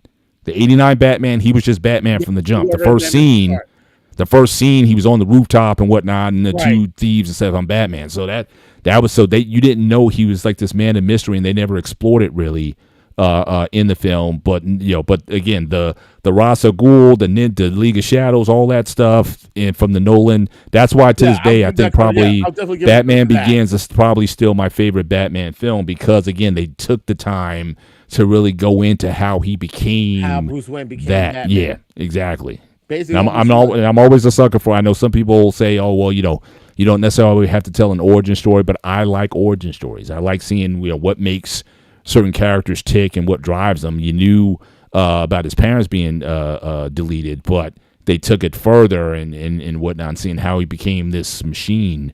And I really appreciated that from Nolan. So I will always give him props for that. But I mean, come on, Prince soundtrack, come on, man. Oh yeah, that was great. you got to have that Prince soundtrack to the Batmobile, which at the time, that was the sickest car I ever saw when I saw that film for the first time. So yeah, So, it had so many different elements to it. really fast. 89 was a great movie. I can't take it away. But I gotta bring my stats out, Paul. Dark Knight was voted the best Batman movie ever made. Oh, it was great. It was. I'm not downplaying it, but you're talking about where you were in '89. I mean, it was a phenomenon that summer. Oh, I mean, lines out the door. It made almost like $250 million back in '89, which was like almost unheard of back then. I think I was 13 when it came out. I was 13 years old, and I remember going to the premiere when it first was released in theaters. Mhm. That's how far back I remember. The movie theater that it was in is no longer even there anymore. Yep. But I remember people were so excited to see it. And I even remember seeing some people get dressed in character Yep. for when the movie when the movie Yeah, it was like a big. It was like a carnival atmosphere when it came out. But I mean, that Jack Nicholson as Joker. I mean, come on, way to get a load of me. I mean, just the whole transformation. What I was going to say was, I agree with you partially. I'm a sucker for original backstory, origin story. I am a sucker too. But when they redo it all the time, one after the other, every time they reboot a series, they have to do origin story. That's when I get enough with origin story. Let's move on from this. When they do like, Well, I think they did. I think even because the Batman that came out a few years ago, they didn't really go into an origin story then. You're right. Yeah. I'm just mentioning that my opinion. Oh, you talking about the Robert Pattinson version? Yeah, that's true. I didn't like that Batman, bro. I did not like it. It was different. It was boring. It was different. I can say that. I mean, Boring. not to see, to see Robert Pattinson in something not associated with Twilight. That's They're why I said it actually- was different. He might as well been, because he had no range in that role. Like his Bruce Wayne was just like, I mean, he needs to be at Arkham himself. I mean, he was just a depressed guy. It's like, dude, I mean, you're supposed to be the alter ego, this playboy, fun-loving type of guy, whatever. And then the Dark Knight supposed to be a guy. He was Dark Knight, like he was Batman even out of uniform. It's like, dude, yeah, but he was like the guy in Twilight, it was just. So yeah, definitely not enough range to me. Way too serious as a role for it. And as much as because initially I didn't like when Michael Keaton came out because again I think Mr. Mom came out the year before. I was like, Mr. Mom is Batman. Like I couldn't rationalize it. At the time, it was hard to fathom. Yeah, but he pulled it off. So one thing, they have confirmed, and it's supposed to be released in October 1st, 27 in Batman Part 2. From the teaser posters, it looks pretty better than the first one, personally. Really? Because their villains are Mr. Penguin, and I kind of like the poster. Well, he was already in the first one though. Yeah, it was. Not that one bit. I know it wasn't. No, but also I'm just saying I like the poster. I'm saying right now. The Yeah. They did season have, poster. but they also did have a miniseries on HBO Max on the Penguin. Yes. Yeah. And it actually was Give it a really little- good. I didn't Yeah, get it to was. watch it, actually. No, it was pretty good. I mean, it gave the character a little bit more depth. Yeah. So, definitely they have the Penguin, Mr. Freeze, and Catwoman is supposed to be in this one. One thing I will say, if you, I know you're Antonio, you're a gamer like I am, the Arkham series. It's the second one when Mr. Penguin's in there. He has a short guy. He's coming out with a cigar. He's talking with his accent. That was a sick Penguin, man. I don't know if you played it, Anton. Did you play that or no? I've seen it. One of my in-laws was playing it. I've seen it and everything else. So I've had a chance Have to you play seen it. the But I've scene been, with a penguin in Yeah. it, Mr. Penguin? yes. So you know what I'm talking about. Yes, I do. Yes, I do. So do you think that was a good penguin or not? It was definitely. It made him definitely a little bit more aggressive than you would think that he would be. Like Mhm. there are times when you see him like the classy, debonair, running the club, act like he's ultra educated, and then of course remember the Danny DeVito version in the I set can't stand. I Batman. hated that. Oh my gosh. Like you've always seen like different variances of the Penguin, whether he was like Danny DeVito in the second and Batman in Batman Returns, or that version you saw in Arkham City. That one in Arkham City, I felt like it gave it more depth. And ironically, I know there's a new animated series on Batman. I think it's on HBO Max, and they actually portrayed the Penguin as a woman. I think it was voiced by Minnie Why? Driver. It was voiced by Minnie Driver. I think the character was voiced by Minnie Driver. It was different. It was definitely different. It was definitely different, but it was kind of hard to take serious because you think she's a woman. But when you realize what she can do, then it was like, okay, that's why they take her, they look past her because they think she's a woman. She's never willing to take it that far. And in the character in the series, she was able to take it that far with no hesitation. Yeah. Yeah. But anything's got to be better than the Tim Burton Penguin. That was just a disaster. That's the thing. Tim Burton, he's just too out there for me. I didn't like Edward Scissorhands, and so yeah, he's just too extra for me. So I'm not a Eric. I know he's a big fan, but I never was, and I was like, man, that And was. Eric I never liked that penguin myself. And Eric brought up something what we all forgot about. Johnny Depp first came out in Nightmare on Elm Street. I haven't. Did he? Yeah, he I was a think kid- so. he was a Yeah, I kid- got to go he was a back. kid in Yeah, the that's bed. a. Kid in I'm the not a bed. big horror movie guy, but I do remember. Now Remember the you kid mentioned laying it. in the bed, and then the sheets came off, and it was almost like a gateway to hell. I think he was strapped to his bed and everything else. I think that was Johnny Depp. Mm. I'll Yeah. take your word Makes for sense. it, to be honest with you. Yeah. It's been a minute. Not a fan of Freddy Krueger, huh? Yeah, it's been a minute since I've seen that. But I'm like, I said, I'm not a big. I saw those films in the '80s, but I was never a big fan of them though. But Oh, really? Yeah, Oh, really? yeah. But like what you said about Zorro, I think Zorro, the character, the legend, everything associated with him, inspired a lot of the characters that we all like to see. All the characters we see, whether it's in comic books or it's in movies or on television, and everything he did. The fact, like I said, the fact that he had a whip probably inspired Indiana Jones. The fact that he always used a sword. When you look at like I said, Errol Flynn and what he did, and you look at the Musketeers and Pirates of the Caribbean, expert in swordplay. The fact that he wore black and he did everything at night inspired Batman. Zorro, I think, was that character that laid the foundation. well, let's answer this then. All right, Okay. because we always say, is Batman a superhero?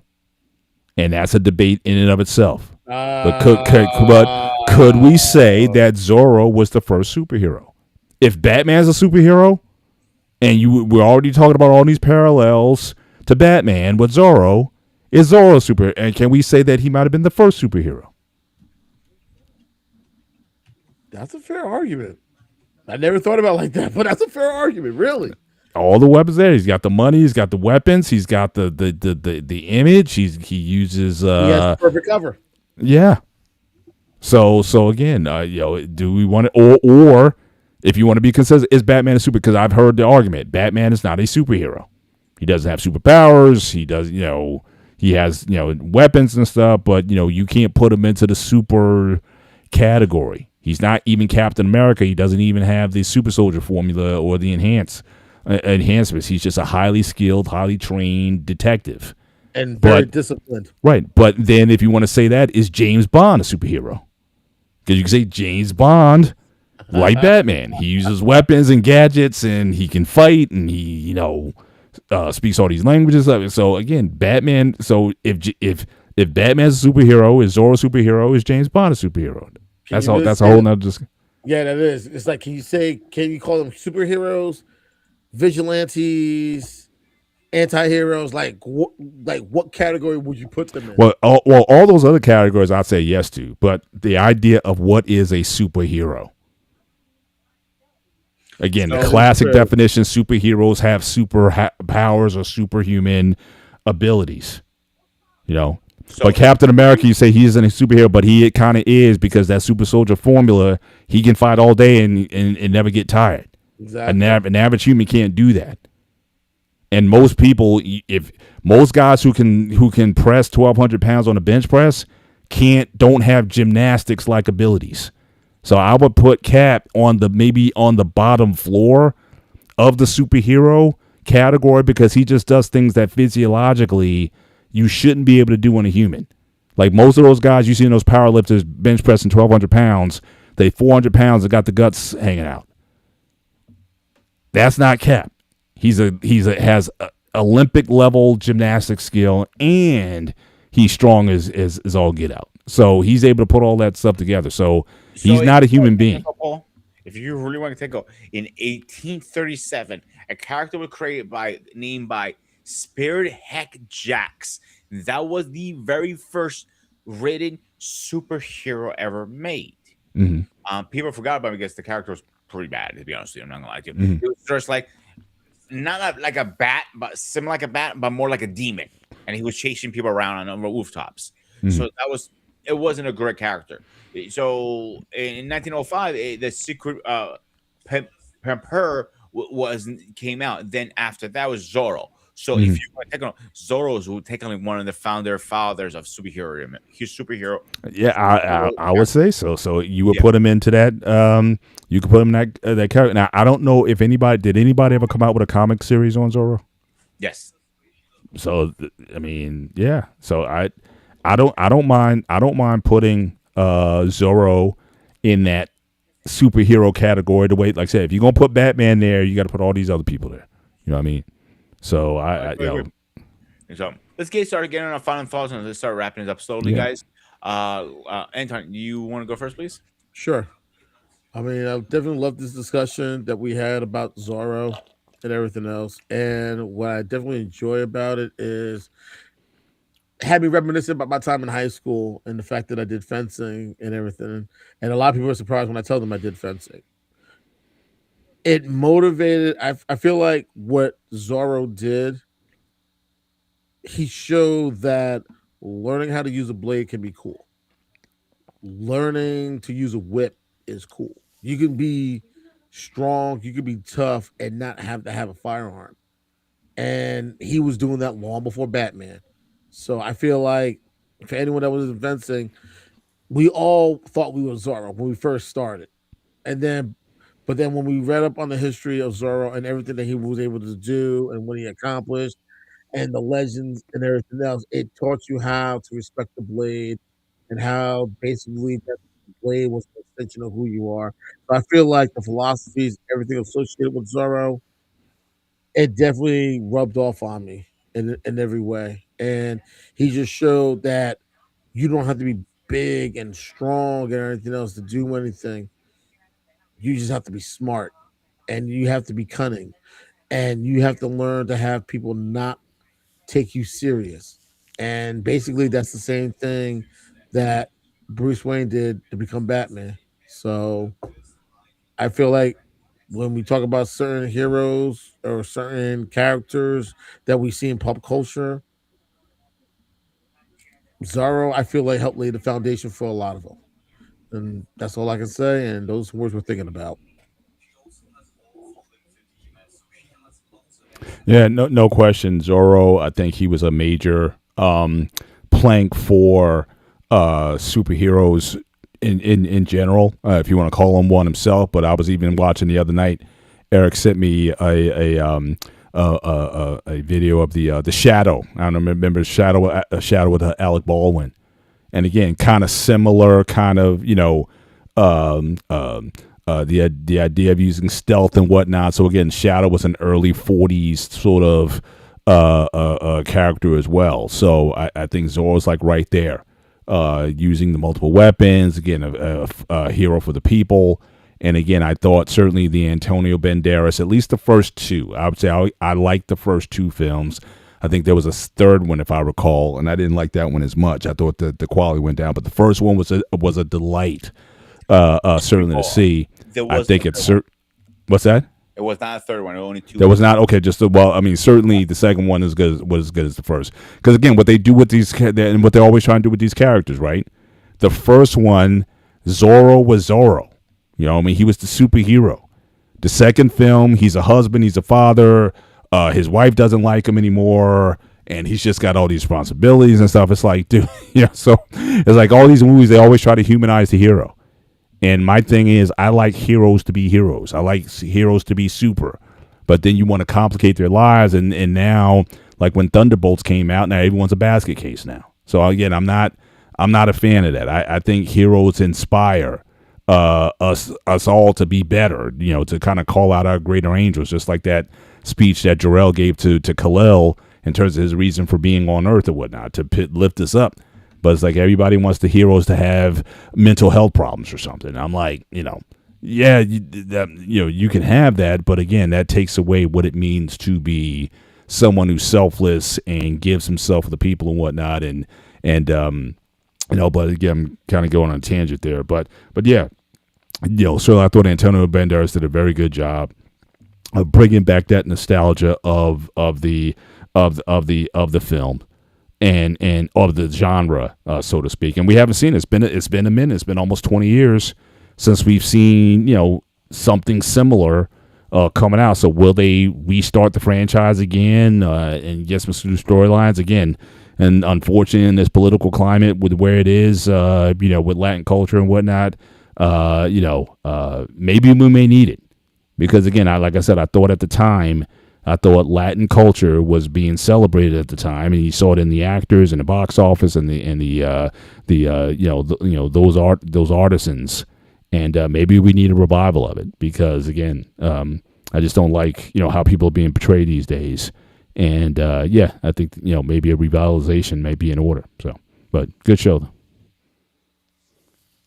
So a couple things, Paul. I mentioned it earlier in my show. I don't know if you probably missed it. It is a new YouTube show called Zorro.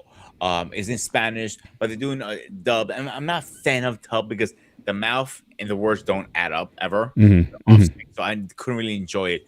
From the little that they watch, it doesn't seem like a bad show. Now, about rebooting the show, there's been rumors recently coming in the scene. Not confirmed, rumors only.